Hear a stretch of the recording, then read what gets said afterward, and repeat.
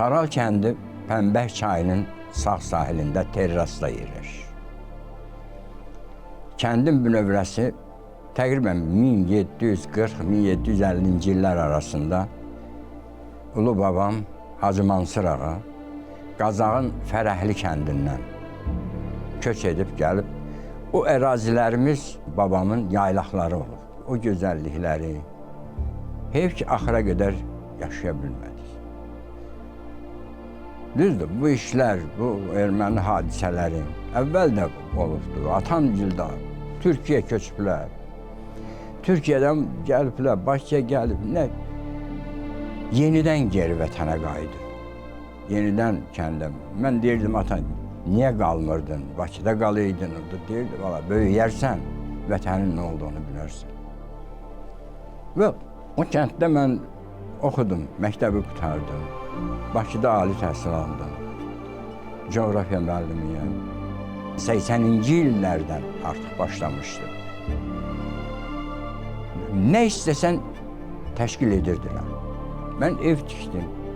Nə istədim, hər şeyi gətirirdilər. Hətta bir erməni dedi ki, neynirsən bu qədir ev tikibsən?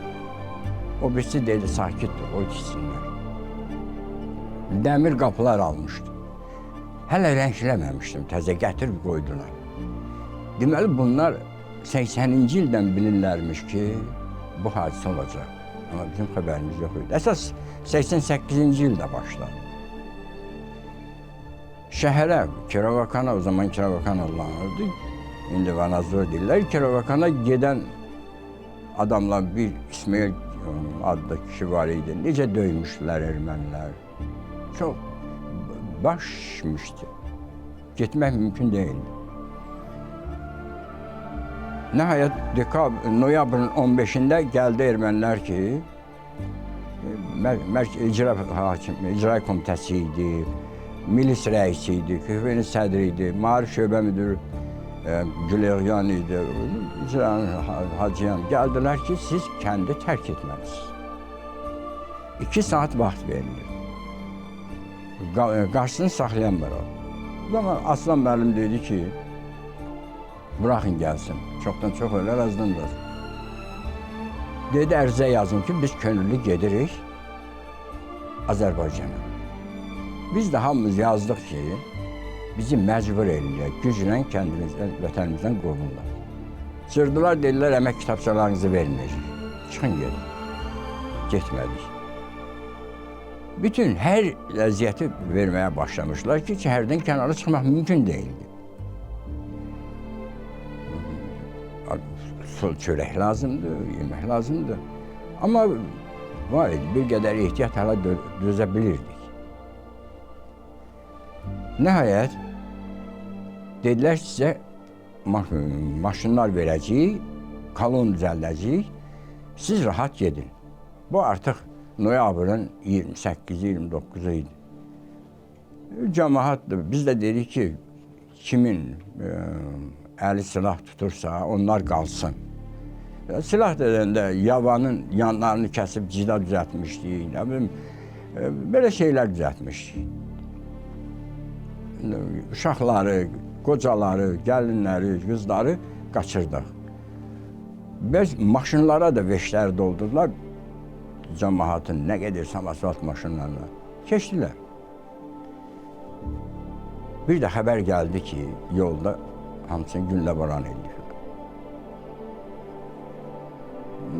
Dəhşətə gəldi, necə oldu? Mənə dedilər ki, güya ki, mənim evlatlarımı da, yoldaşımı da vurub.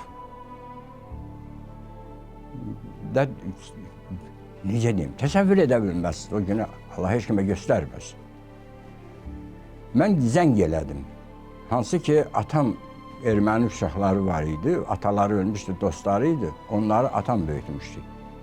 7 qardaş idi, bir bacı idilər.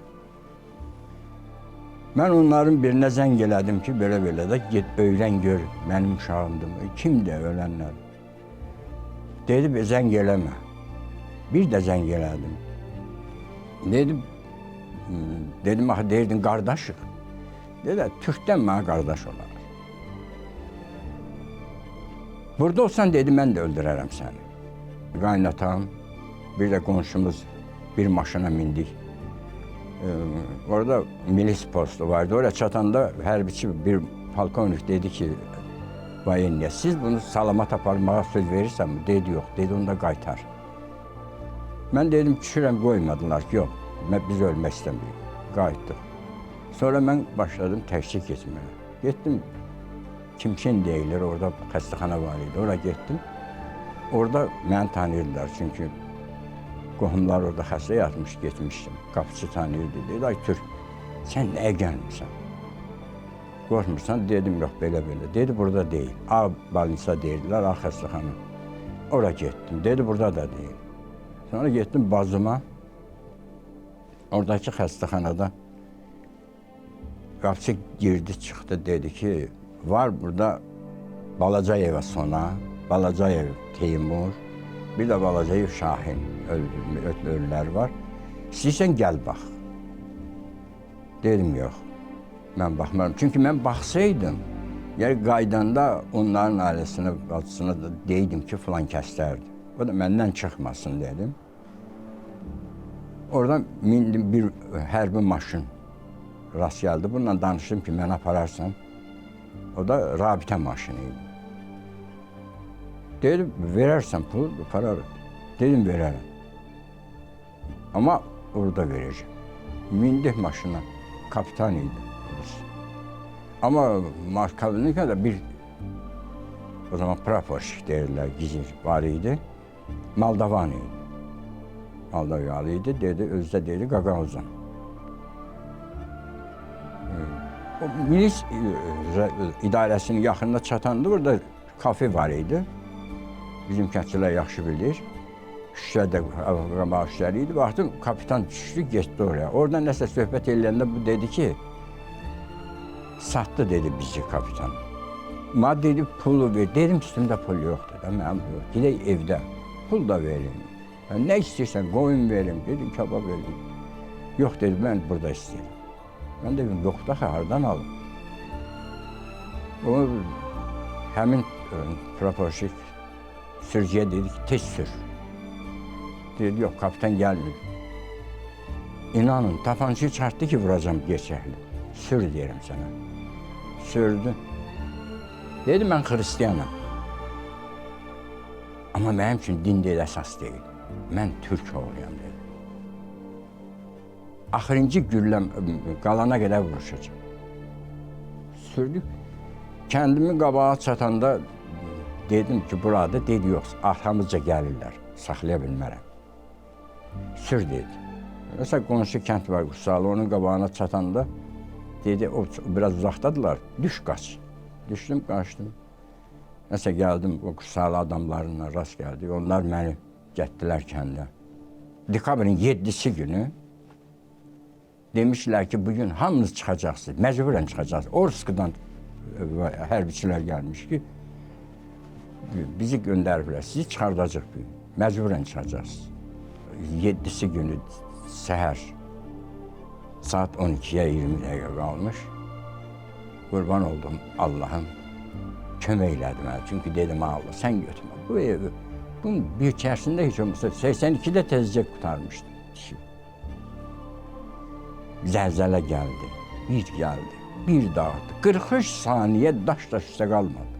9-u günü Azərbaycandan kömək gəldi. Onu günü də vertolyotlar gəldi. Vertolyotla adamları daşımağa başladılar. 5 vertolyot idi. Bir də baxdım ki, bir vertolyot düşüb. Amma qalxanda, mən də gəlinimiz var idi, onu yola salırdım. Baxdım, Hamamlıya doğru, Siptaqa doğru vertolyot gedir. Niyə eləyir belə? Dedilər, müəllim, o hara gedir, niyə elə gedir? Dedim, yəqin, Hamamlı Siptakın uçmuş viranı qalmış, yerinə baxır bu təzə təyyarəçidir. O adamların 27 nəfər düz Yerevana aparır. O da xələt geyinir, gəlin qadanınızı alın, gəlin sizi, bu ermənilər belə, sən demə, Azərbaycanca qəşəng bilən erməniymiş. Aparıb töküblər Yerevana ki, bunların hamısının qanını alsınlar. Çünki rayonda 40 min adam yaşayırdı təqribən, onun 22 min ölmüşdü. Qədir də şikəst olan, qan itirən, hamısını deyək ki, onun qanını alacaqlarmış. O zaman orada yaxşı ki, bir polkovnik olur. Baxır ki, ağlaşırlardı, yaşlılardı, qadınlardı. Deyir, nəsil acı böyle, o kömək eləyir. Doldurur maşına, qaçırdır. Beləliklə gətirir qatara, qatarla yola salır. Gəlir çıxırlar. Ümumiyyətlə, çox acınacaqlı hadisələrdən biri də bizim kəndçidir, amma Canlıoğlu'nda yaşayırdı. Qızının gözü qarşısında atası deyir ki, ata qaçaq deyir. Deyir, yox, gələn görmüsən kirvəmizdir. Deyir, mən qaçıb gizlənirəm. Qaçır, gizlənir. Oradan baxır, atamı deyir, həmin kirvəmiz boğazdadır deyir. Onların xəyanətlərini yadıma düşdükcə, inanın, hətta bir qardaşım hamı tanıyır, o zonada ilk qızıl medalı almışdı. Həkim idi. Rayonumuzda 4 il həkim işləmişdi. O bir nəfəri Bakıda ölümdən xilas edir. Gəlib bizə deyirdi, özü də partişkolada oxuyurdu, partiya məktəbində oxuyurdu. Deyirdi ki, mən sizin nökərinizəm. Ona da zəng elədim, inanın ki, dedi ki, dedim, deyirdin, qardaş, ölümdən qutarıbdı, mən borcum həyatımı. Dedi, o başqa şeydir. Nə ola keçəsən əlinə, mən səni görünə göndərərəm. Mən inanıram, çox inanıram ki, o yerlərə qayıdacaq.